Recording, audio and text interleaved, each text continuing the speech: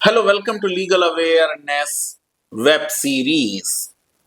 ये तो बात सबको मालूम है कि लीगल अवेयरनेस लॉ के स्टूडेंट्स, लॉयर्स और कई जजेस भी देखते हैं।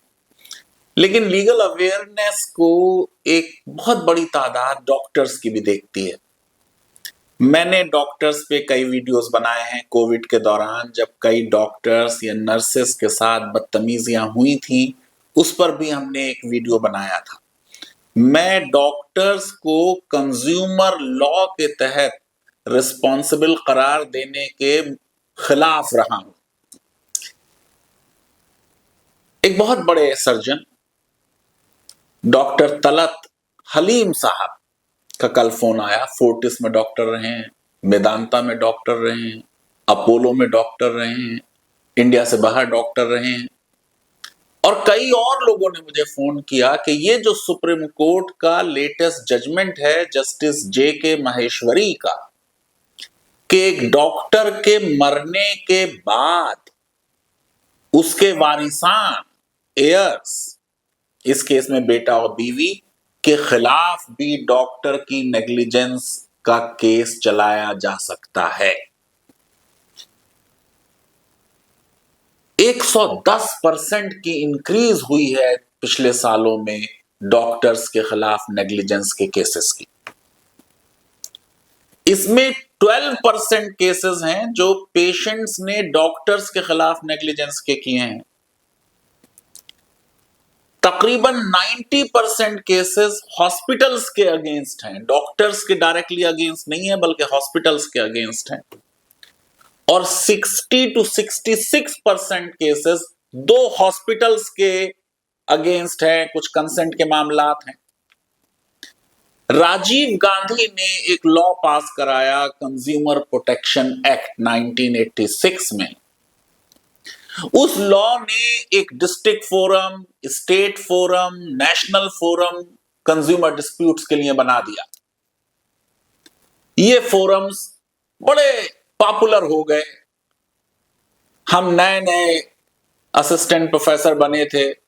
अलीगढ़ के डिस्ट्रिक्ट फोरम के केसेस पर मैंने डिसर्टेशन कराया, एक रिसर्च कराई, और उसमें आपको ताज्जुब होगा, ऐसे भी केसेस थे कि हमने एक नारियल खरीदा और उसमें से पानी बहुत कम निकला और उस पर 15 रुपए कंपनसेशन दिया गया।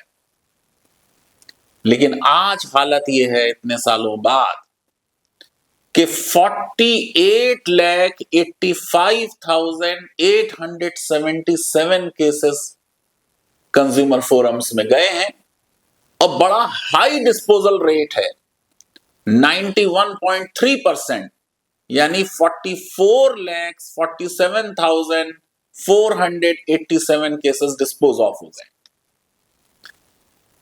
मुझ जैसा आदमी क्यों डॉक्टर्स की लायबिलिटी के सिलसिले में इतना डिफेंसिव है? डॉक्टर और पेशेंट की रिलेशनशिप अटमोस्ट फेथ पर बेस्ड है। हमको याद है कि हमारे बचपन में हमारे फैमिली डॉक्टर हंसराज हुआ करते थे। फिर उनका बेटा, ये सिर्फ एमबीबीएस थे, उनका बेटा जो है वो एमडी करके आ गया, बाहर से पढ़ा हुआ था, यंग बच्चा था। लेकिन मेरी वालदा हमेशा डॉक्टर हंसराज को दिखाने में यकीन करती थी और उसी के यहां ज्यादा भीड़ लगी रहती थी, क्योंकि डॉक्टर हंसराज पर फेथ था। फैमिली डॉक्टर के सामने राजो नियाज की बातें होती थी। डॉक्टर पेशेंट के बीच कोई पर्दा नहीं होता, जैसे लॉयर और क्लाइंट के बीच कोई पर्दा नहीं होता, जैसा कि हस्बैंड वाइफ के बीच कोई पर्दा नहीं होता। इसीलिए इन रिलेशनशिप्स में जो कम्युनिकेशंस होते हैं उसको एविडेंस लॉ ने कह दिया प्रिविलेज्ड कम्युनिकेशंस हैं। जो आपने अपनी बीवी से कहा, डॉक्टर ने पेशेंट से कहा, लॉयर ने क्लाइंट से कहा या क्लाइंट ने लॉयर से कहा, उसकी एविडेंस नहीं दी जा सकती। जमाना बदल गया, हमारा डॉक्टरों से विश्वास कम हो गया। माना कि कुछ डॉक्टर्स ने गलत टांग काट दी, गलत आंख का ऑपरेशन कर दिया, ऑपरेशन में पेट के अंदर टॉवेल छोड़ दी, कैंची छोड़ दी। उस प्रॉब्लम को हल करने के लिए जो हम लॉ ले आए और डॉक्टर्स की सर्विसेज को हमने सर्विसेज मान लिया, उसके नतीजे में क्या हुआ?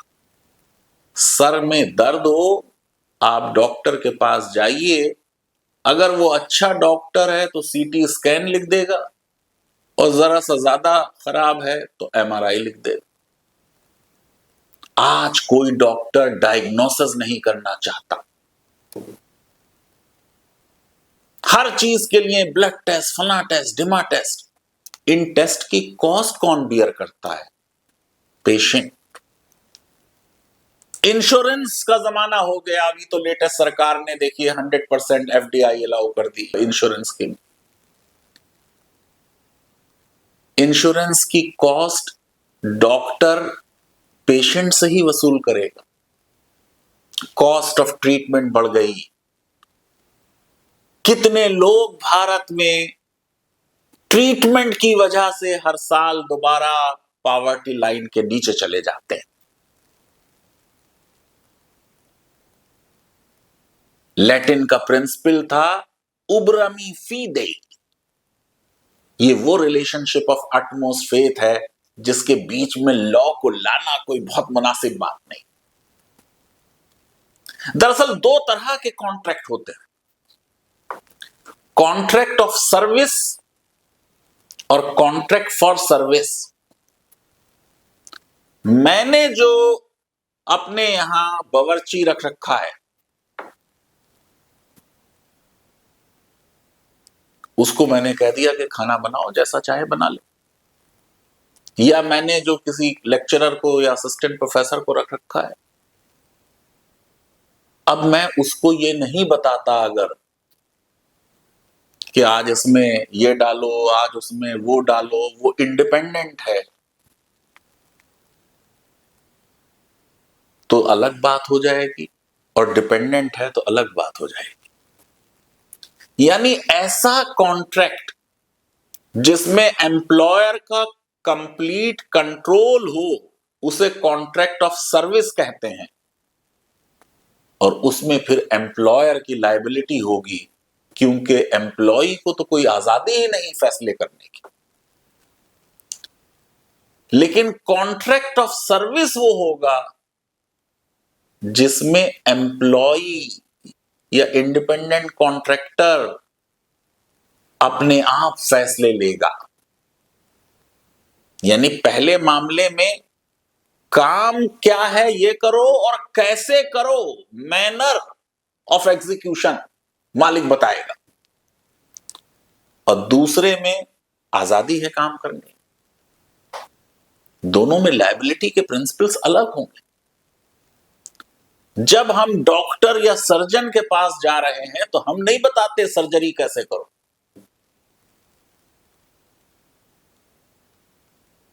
अगर मैंने एक पेंटिंग के लिए किसी पेंटर को एम्प्लॉय किया और उसने खराब पेंटिंग कर दी तो अब उस पेंटर के बेटे से या बेटी से नहीं कहा जा सकता अच्छा तुम पेंटिंग करो, क्योंकि हो सकता है उसे पेंटिंग में आम बनाना भी मेरी तरह ना आता हो।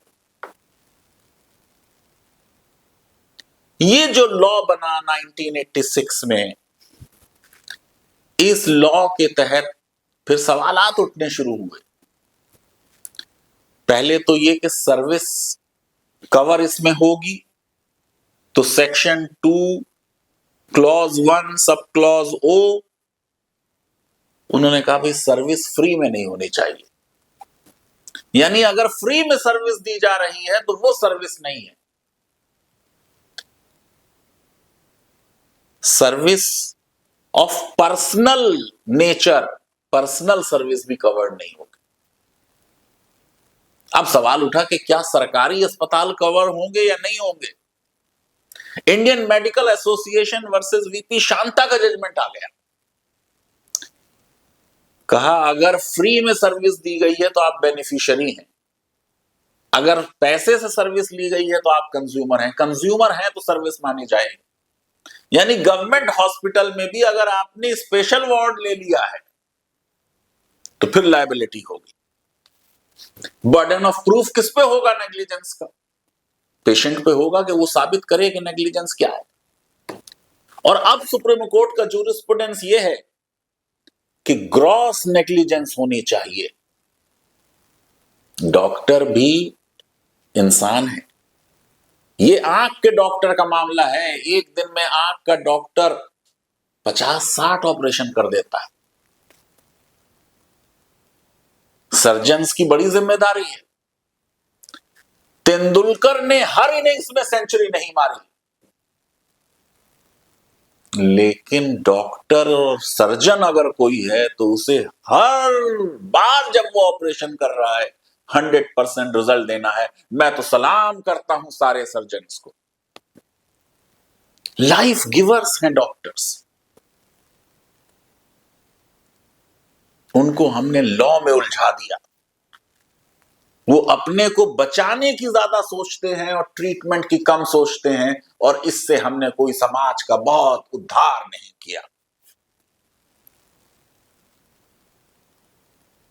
डॉक्टर्स को कुछ डिफेंसेस अवेलेबल होंगे नेग्लिजेंस के मामले में। क्या नोन कॉम्प्लिकेशन हो गया?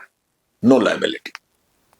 क्या डिफरेंस ऑफ ओपिनियन है, एक डॉक्टर इसे ऐसे करता दूसरा वैसे करता? No liability. क्या कोई अनफोर्सीन रिजल्ट हो गए, सर्कमस्टांसेस हो गए? ह्यूमन बॉडी है, जब खोली बॉडी तो कुछ का कुछ निकला। क्या कोई कंट्रीब्यूटरी नेग्लिजेंस थी? पेशेंट ने से जो कहा गया था कि इसे ऐसे ऐसे फॉलो करना है, नहीं फॉलो किया? या कोई इमरजेंसी केयर का मामला था? इन सिलसिले में डॉक्टर्स की लायबिलिटी नहीं होगी। मुझे ये कहते हुए थोड़ा अफसोस हो रहा है कि लार्जर पिक्चर अक्सर हम छोड़ देते हैं। ये जो केस है बिहार का है, मुंगेर से मामला चला है। डॉक्टर पीबी लाल हैं और बहुत बड़े डॉक्टर, पटना से एमबीबीएस किया, एमएस किया ऑप्थेमोलॉजी में, फिर एमएस किया ईएनटी में, फिर लंदन से भी करके आए। बड़ा नाम था इनका। 10 फरवरी 1990 को एक सीवियर पेन की कंप्लेंट के साथ एक पेशेंट उनके पास लाया गया। उन्होंने कहा ऑपरेशन होगा। 11 फरवरी को ऑपरेशन हो गया। अब 16 मार्च को, यानी समझिए 35 डेज बाद, जो मैंने कहा कंट्रीब्यूटरी नेग्लिजेंस का भी मामला है, उसे भी देखना होता है नेग्लिजेंस साबित हुई या नहीं हुई। और नेग्लिजेंस क्या है? Failure to exercise reasonable skill as per the general standards. ये है नेग्लिजेंस के आपने जो बेसिक प्रोटोकॉल्स थे वो फॉलो नहीं किए। फिर लाए गए, नहीं ठीक हुई, अलीगढ़ चले गए, भागलपुर में इलाज हुआ, फिर शंकर नेत्रालय मद्रास में इलाज हुआ डॉक्टर बी श्रीधर ने। विजन चला गया उस आई में जिसका ऑपरेशन हुआ था। फिर लेफ्ट आई का ऑपरेशन 1994 में हुआ और वो ट्रीटमेंट जाके 97 में खत्म हुआ। 5 अगस्त को, 13 अगस्त को 1997 में केस कर दिया गया डिस्ट्रिक्ट फोरम में। डिस्ट्रिक्ट फोरम ने 4.5 लाख रुपए मुआवजा तय कर दिया। जितना खर्चा हुआ था ट्रीटमेंट में, वो आने जाने में, मेंटल एगनी जो हुई थी उसके भी 20,000। डॉक्टर साहब अपील में गए, कहां? स्टेट कंज्यूमर फोरम पटना में। इसलिए मेरा तो जिम्मेदारी बनती है कि मैं इस केस में लीगल अवेयरनेस के व्यूअर्स को कुछ ना कुछ जरूर कहूं। मुंगेर का मामला, पटना का मामला है, केस यहीं से चल रहा है। डॉक्टर साहब की अपील पर स्टेट कंज्यूमर फोरम ने उनके फेवर में डिसाइड कर दिया। जो पेशेंट था वो भी अपील में आया था, उसकी अपील रद्द कर दी गई, डिसमिस कर दी गई। और स्टेट कंज्यूमर फोरम ने कहा कि ये जो लॉस ऑफ साइट था ये ग्लोकोमा की वजह से था। उन्होंने कहा कोई एक्सपर्ट की रिपोर्ट नहीं है कि नेग्लिजेंस हुई, कोई मेडिकल बोर्ड की फाइंडिंग नहीं है कि डॉक्टर लाल नेग्लिजेंट थे। इसलिए उन्होंने डॉक्टर लाल के हक में तय कर दिया। अब जो अपोजिट पार्टी है, पेशेंट का हस्बैंड, वो नेशनल कमीशन में गया है अपील में, नेशनल फोरम। स्टेट फोरम का डिसीजन आ गया 2005 में, उन्होंने डॉक्टर के फेवर में तय कर दिया। अब अपील की अपोजिट पार्टी ने नेशनल फोरम में, लेकिन 4 अगस्त 2009 को डॉक्टर लाल इस दुनिया से चले गए। अब सवाल यह है कि क्या डॉक्टर लाल के वारिसान, उनकी बीवी और उनके बेटे को इस केस में पार्टी बनाकर क्या उनकी लायबिलिटी तय की जा सकती है? उन्होंने अपोज किया। नेशनल कंज्यूमर फोरम ने उनकी एप्लीकेशन रिजेक्ट कर दी। वो सुप्रीम कोर्ट आए, सुप्रीम कोर्ट ने स्टे कर दिया प्रोसीडिंग्स पे, और अब ये जजमेंट आया है, 62 पेज का जजमेंट है। जस्टिस जेके माहेश्वरी ने जजमेंट दिया है और उन्होंने ये कहा, लॉ को पूरे एग्जामिन करके और तमाम सब पुराने ब्रिटिश कॉमन लॉ के केसेस डिस्कस करके, कि इस केस में सब्स्टिट्यूट किया जा सकता है। जो आर्गुमेंट डॉक्टर साहब की फैमिली ने किए वो क्या थे? उनका देखिए, 1990 में ऑपरेशन हुआ, जो पेन हुआ वो 35 दिन बाद हुआ। 97 में केस फाइल किया जा रहा है, 7 साल बाद डिले है। ये कोई ऑर्डिनरी डॉक्टर नहीं थे। मैंने जैसे आपको बताया कि 2 एमएस किए हुए थे, डीओ किए हुए थे लंदन से। उनका कोई डिक्री या ऑर्डर जो एग्जीक्यूशन का वेट कर रहा था, उनकी मौत के वक्त किसी अदालत का नहीं था। इनफैक्ट जब वो मरे हैं तो वो तो अपनी अपील जीत के मरे हैं। स्टेट फोरम में तो डॉक्टर साहब जीते हैं।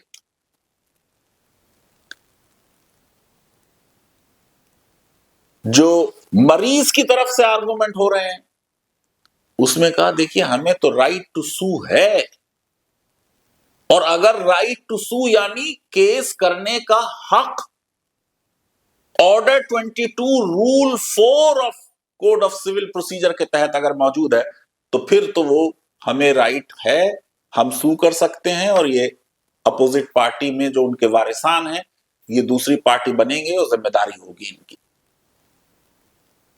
और उन्होंने सेक्शन 13 1986 का कॉपरा भी कोट किया, जिसने एप्लीकेबल कर दिया था ऑर्डर 22 ऑफ सीपीसी। और फिर यह बात कही कि जो सेक्शन 306 है इंडियन सक्सेशन एक्ट का, उसके तहत अगर डेथ हो गई है तब तो अलग मामला है, लेकिन अगर डेथ नहीं हुई है तो फिर पार्टी सब्स्टिट्यूशन हो सकता है। अजीब बात है, इंडियन मेडिकल एसोसिएशन ने डॉक्टर साहब की फैमिली की तरफ से आर्गू नहीं किया।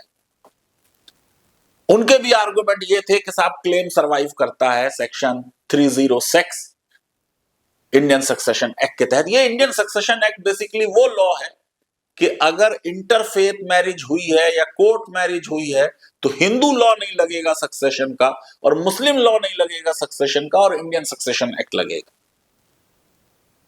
कोर्ट ने एक एमाइकस भी इसमें अपॉइंट किया था।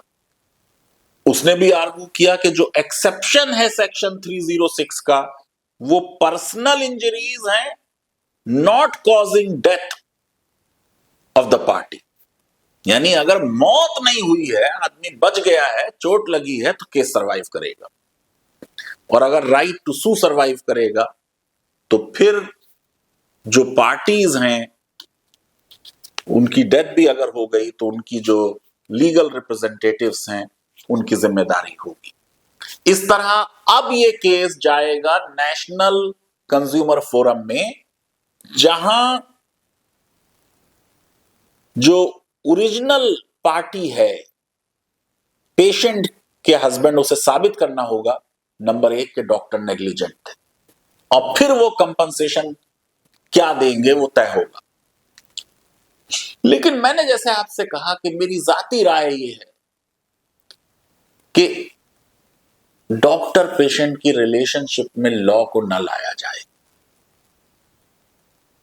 कोई ग्रेव नेग्लिजेंस का केस हो तो ठीक है, लायबिलिटी अगर फिक्स करनी है तो की जाए। सुप्रीम कोर्ट ने कई केसेस ऐसे तय कर दिए जिसमें बहुत बड़े बड़े कंपनसेशन अवार्ड कर दिए।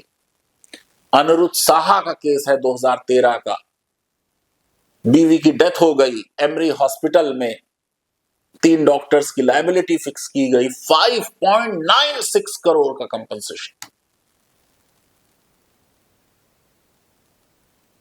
इसमें कुछ उड़ीसा कनेक्शन है मेरा, जैसे मैंने बताया पटना और मुंगेर का कनेक्शन। ये जजमेंट दिया था जस्टिस गोपाल गौड़ा ने, जो मेरे चांसलर रहे थे उड़ीसा में, और जस्टिस माहेश्वरी का बेटा मेरा स्टूडेंट था उड़ीसा में, मनु माहेश्वरी, बहुत अच्छा वकील है। एक और केस में सॉफ्टवेयर इंजीनियर था, पर्सनल इंजरी हुई उसे, ग्रॉस नेग्लिजेंस का मामला था, 1 करोड़ की लायबिलिटी डॉक्टर पे फिक्स कर दी गई। मैं एक ब्रॉडर व्यू ले रहा हूं कि अगर डॉक्टर्स की लायबिलिटी लॉ में बढ़ाई जाएगी तो वो लायबिलिटी डॉक्टर्स पेशेंट को ट्रांसफर करेंगे, कॉस्ट ऑफ ट्रीटमेंट बढ़ेगी, जो मरीजों के लिए अच्छा नहीं होगा। डॉक्टर्स डायग्नोस्टिक टेक्निक्स पे ज्यादा यकीन करेंगे और जरा से सरदर्द के लिए भी सीटी स्कैन और एमआरआई या और पैथोलॉजिकल टेस्ट लिख देंगे, उसको भी देना पड़ेगा किसको? मरीज को।